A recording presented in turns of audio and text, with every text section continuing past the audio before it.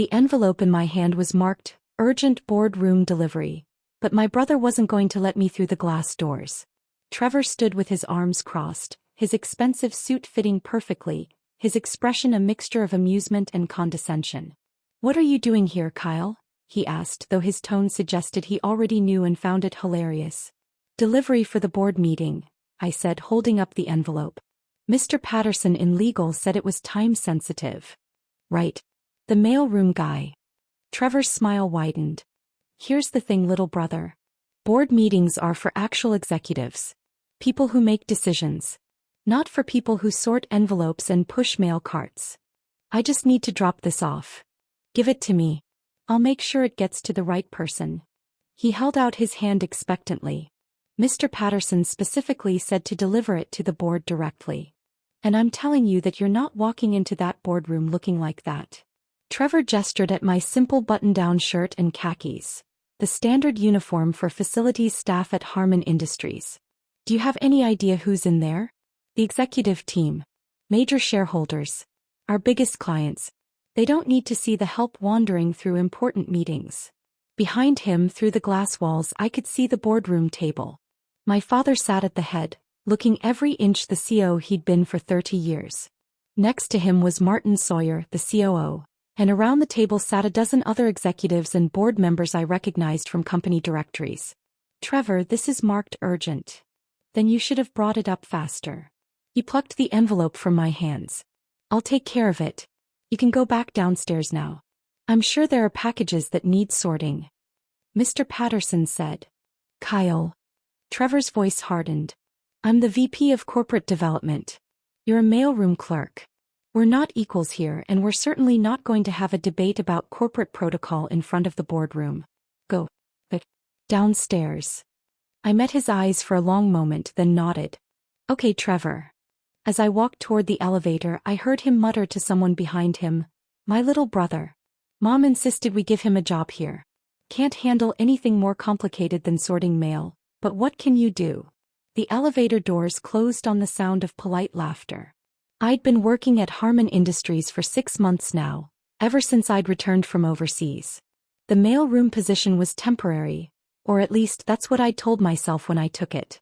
A quiet job while I figured out my next move. A way to stay under the radar.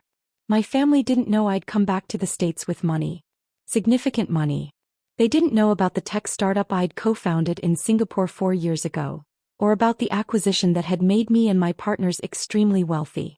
They didn't know I'd spent the past 6 months quietly buying shares in Harman Industries through a network of shell companies and investment vehicles.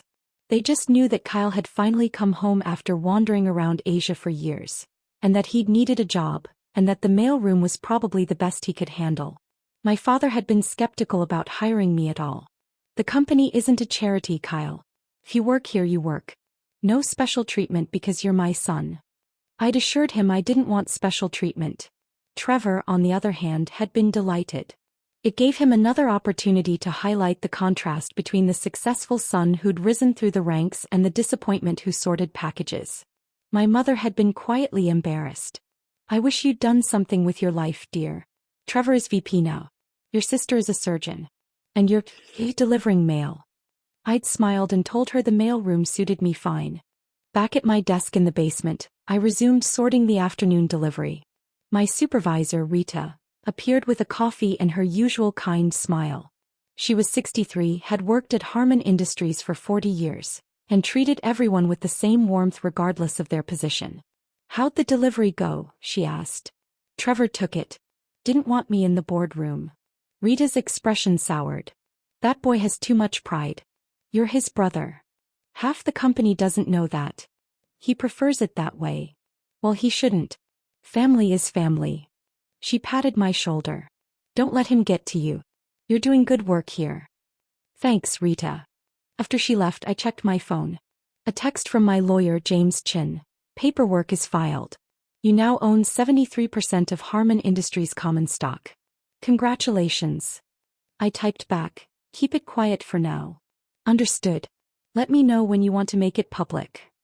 I slipped the phone back into my pocket and returned to sorting mail. The company my grandfather had founded 50 years ago was now primarily mine.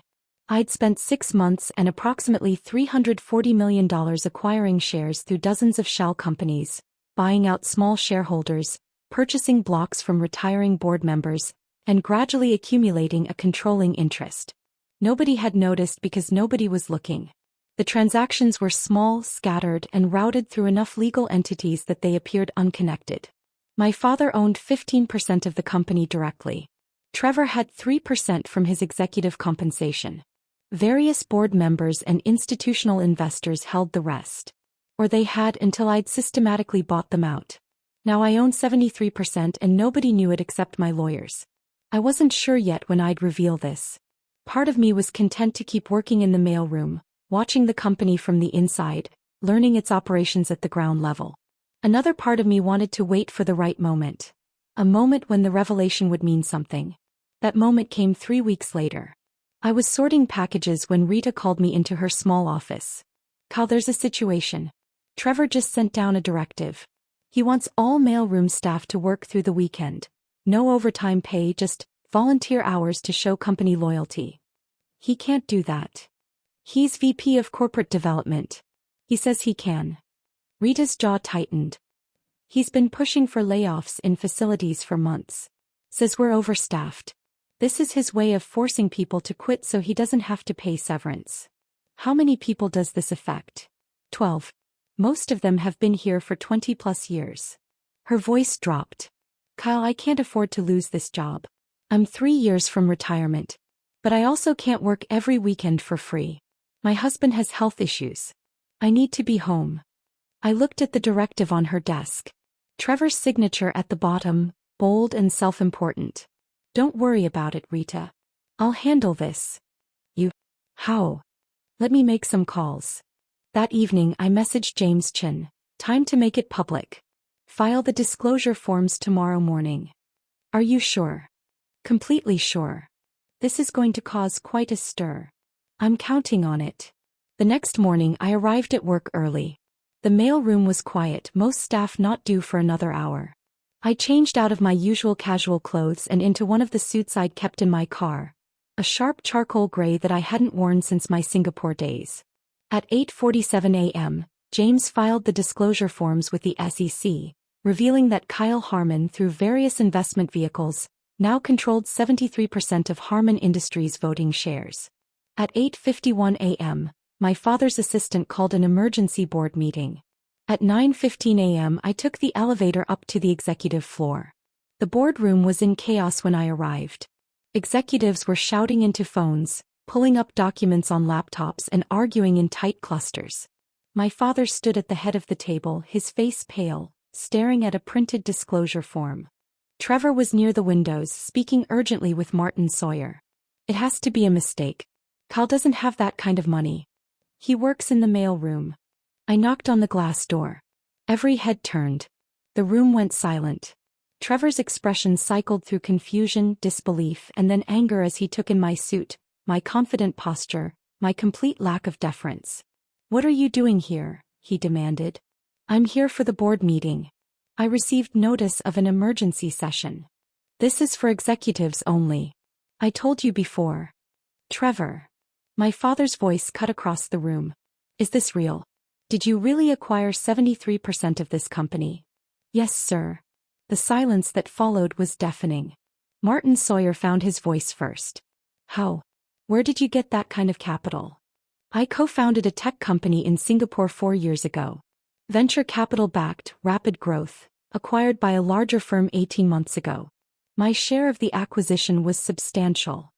I walked calmly to an empty chair at the table and sat down. "I've been investing it carefully since then." "Why didn't you tell us?" my father asked, his voice strained. "I tried. 4 years ago when the company was just getting funded. I called you Dad. You said you didn't have time to hear about another one of my schemes, and that I should focus on getting a real job." I smiled without humor. "So I did. I got a very real job. Then I sold it." Trevor slammed his hand on the table. "This is insane. You can't just buy up a company without disclosure." Every transaction was legal and properly reported. The disclosure threshold for ownership in a private individual isn't triggered until you cross certain percentages. I structured my purchases to stay below those thresholds until now. I nodded toward the corporate lawyer, Jennifer Park, who was frantically reviewing documents at the far end of the table. Jennifer can confirm everything was done by the book. Jennifer looked up, her expression professionally neutral. The filings all appear to be in order. The ownership is legitimate. My father sat down heavily.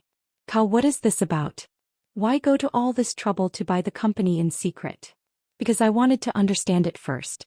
I wanted to see how it really operated from the ground up. And I wanted to see how the family would treat me when they thought I was nobody important. I looked at Trevor. Turns out the answer is, pretty badly. That's not fair, Trevor started. You wouldn't let me deliver a legal document to this room because you were embarrassed by my clothes. You've spent 6 months making jokes about your mailroom brother to anyone who would listen. You just tried to force the entire facility staff to work unpaid weekends so you could create justification for layoffs. I pulled out my phone and forwarded an email. That directive is cancelled, by the way. I just sent a company-wide memo. You can't do that. I own 73% of the company, Trevor. I can do quite a lot. My father rubbed his temples. Let me understand this. You've been working in the mailroom, living in that small apartment downtown, driving that old car. All of it was an act. Not an act. A choice. I like living simply. The apartment is comfortable, the car is reliable, and the mailroom gave me perspective. I met his eyes. I learned more about this company in 6 months downstairs than I would have in 6 years in an executive office. I learned that Rita has been here 40 years and knows every process inside and out. I learned that Marcus in shipping has ideas for optimizing logistics that could save us millions.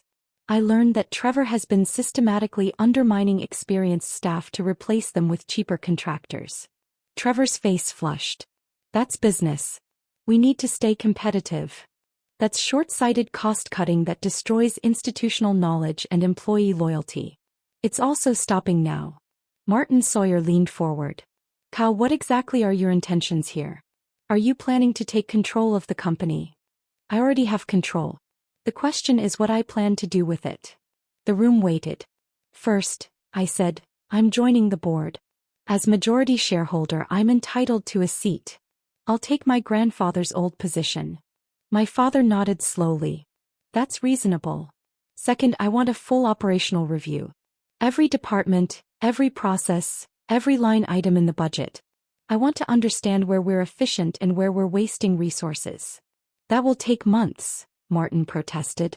Then we'd better start soon. Third, I'm restructuring executive compensation. Too much emphasis on short-term stock price, not enough on long-term value creation and employee retention. Trevor stood abruptly. You can't just walk in here and... I can actually. That's what majority ownership means. I turned to Jennifer. I'll need you to draft new employment agreements for the executive team. Performance metrics tied to employee satisfaction, operational efficiency, and sustainable growth rather than quarterly earnings. You're going to destroy the company, Trevor said, his voice shaking with anger. You have no experience running a business at this scale. You made money on some tech startup. Congratulations.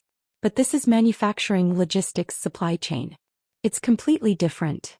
You're right. Which is why I'm not planning to run day-to-day operations. Dad will stay on as CEO at least for now. Martin will continue as CEO. The existing management structure remains in place. I could see my father relax slightly. However, I continued, major decisions now require my approval. Acquisitions, divestitures, significant capital expenditures, executive hires and terminations, all of it comes through me. That's impossible, Trevor protested.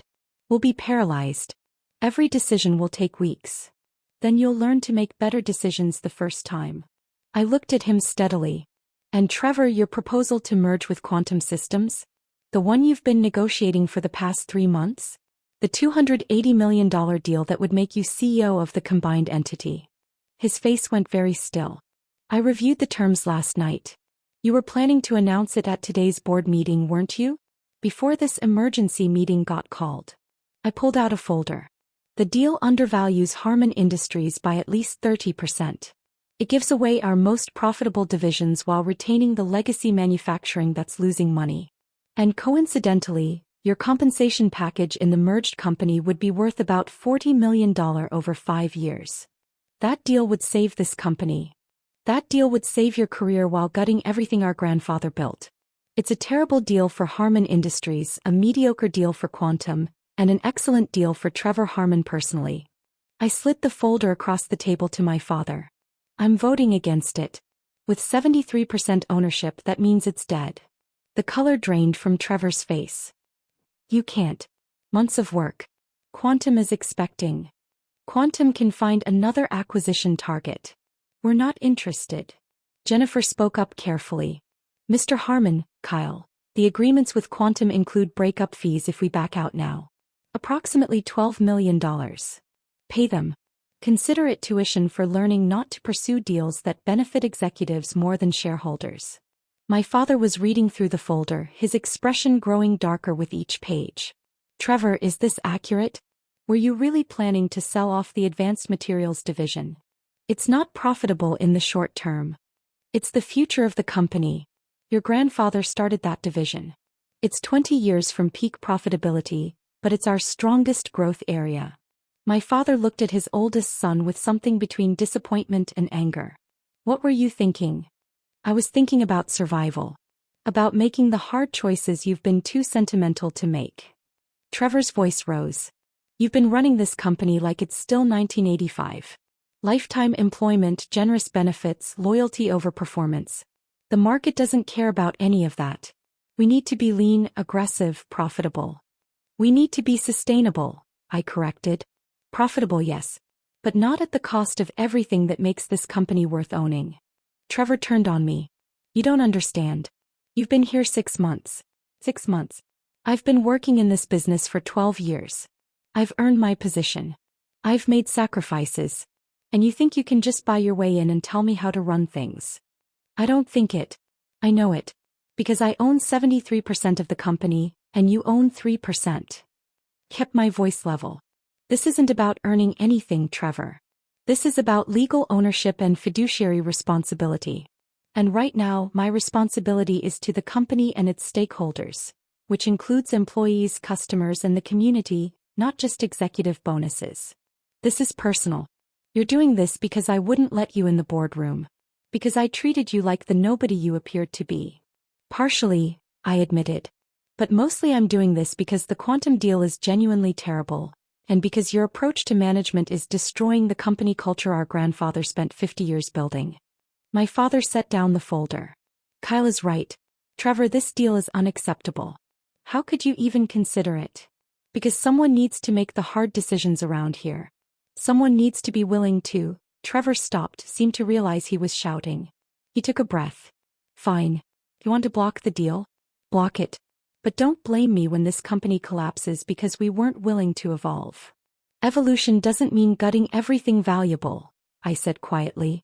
It means building on what works while fixing what doesn't. The meeting continued for another 2 hours. We reviewed financials, discussed strategic priorities, and established new governance protocols. My father looked exhausted by the end. Trevor looked furious. The other board members seemed cautiously optimistic, though clearly uncertain about this dramatic power shift. As people filed out, my father gestured for me to stay. Cal, I need to understand. Why the secrecy? Why work in the mailroom instead of just revealing who you were from the start? Because I needed to see the truth. If I'd come in as a wealthy investor, everyone would have treated me differently. I would have gotten the sanitized version of the company, the version management wants shareholders to see. I met his eyes. Instead, I got the real version. I saw how Trevor treats people he considers beneath him. I saw which managers actually care about their teams and which ones are just positioning for their next promotion. I saw where the company is strong and where it's vulnerable. You could have told me. Your own father. Could I have? Dad, when I called you 4 years ago to tell you about the Singapore startup, you hung up on me. You said I was wasting my life and you didn't want to hear about another failure in the making. He flinched. I don't remember saying that. I do. Word for word. It's why I stopped trying to tell you about my successes. I softened my tone slightly. I'm not trying to punish you. I'm trying to save the company grandfather built. Trevor's approach would have destroyed it within 5 years. And your approach? Focus on sustainable growth. Invest in our people. Protect our core competencies while slowly modernizing operations. And for God's sake, stop treating long-term employees like disposable resources. I stood. I know this is a lot to absorb. Take some time to process it. We can talk more next week. Kyle. He stopped me at the door. I'm sorry. For not listening. For assuming you'd failed because you didn't follow the path I wanted for you. I appreciate that. And for what it's worth, I'm proud of what you've built. Both in Singapore and here. It was the first time he'd said those words in years.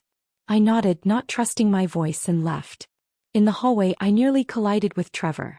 He'd been waiting outside the boardroom, his expression dark. This isn't over, he said quietly. Yes, it is. The quantum deal is dead. Your cost-cutting campaign is over. And if you try to undermine the new direction, I'll vote to remove you from the board. You'd fire your own brother? I'd fire an executive who's putting his own interests ahead of the company. Family doesn't change fiduciary duty. I started to walk past him, then paused. For what it's worth, Trevor, you're good at parts of this job. You're strategic, you understand market dynamics, and you can close deals. But you've lost sight of why the company exists in the first place. It's not just a vehicle for executive enrichment. Easy to say when you're already rich. I was saying the same thing when I was sorting mail for $18 an hour. Money doesn't change principles, Trevor. It just reveals them. I left him standing in the hallway and took the elevator back down to the mailroom. Rita was at her desk, reading the company-wide memo I'd sent canceling Trevor's weekend work requirement. She looked up when I entered, and her eyes widened at my suit. Kyle, what's going on? Long story. The short version is that I own most of the company now, and nobody's working unpaid weekends. She stared at me for a long moment, then started laughing. You own the company. You've been working in my mailroom for 6 months and you own the company. 73% of it, yes. And you let Trevor treat you like... She laughed harder. Oh, that boy must be furious. He's processing. I bet he is. She sobered slightly. Does this mean you're leaving?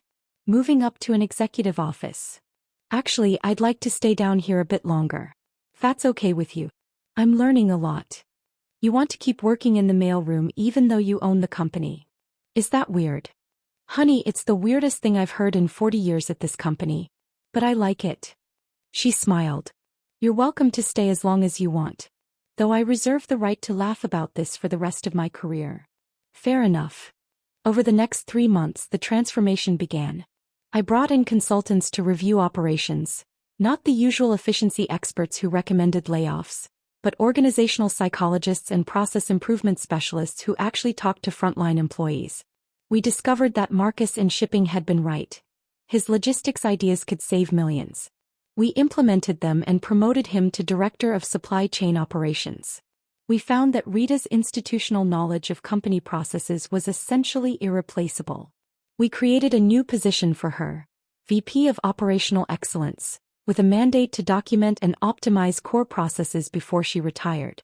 We restructured the Advanced Materials division, increasing investment and bringing in new engineering talent.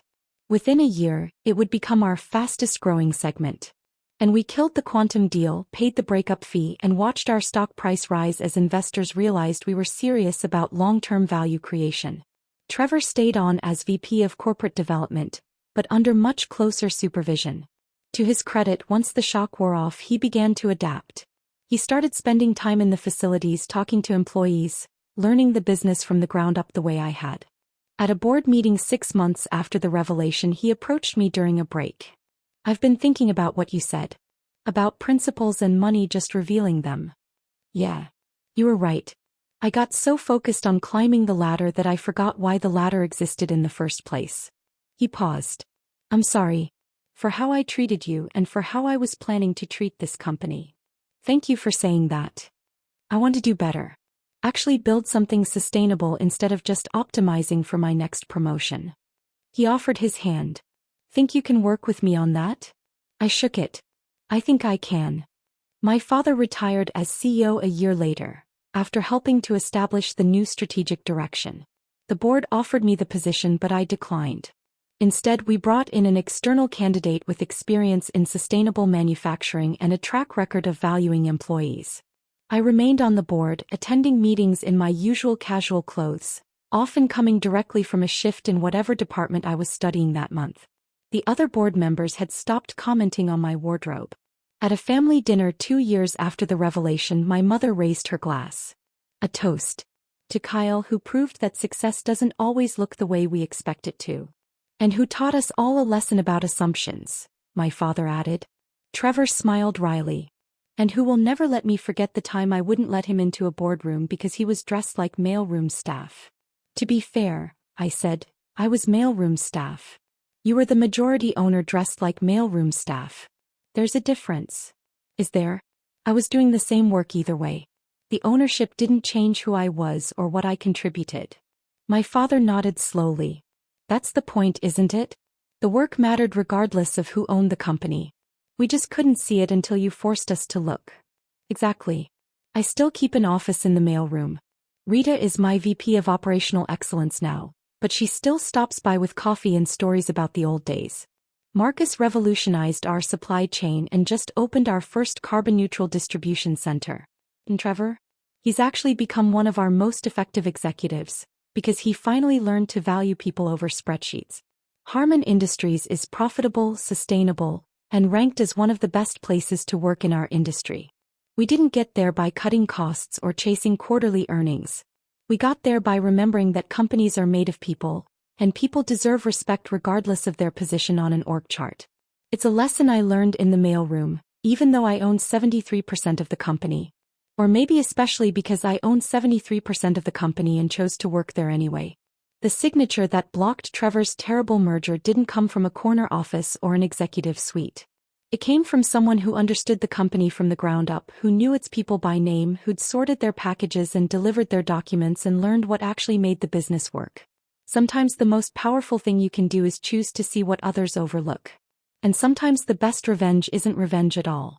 It's just being exactly who you are and letting that truth speak for itself.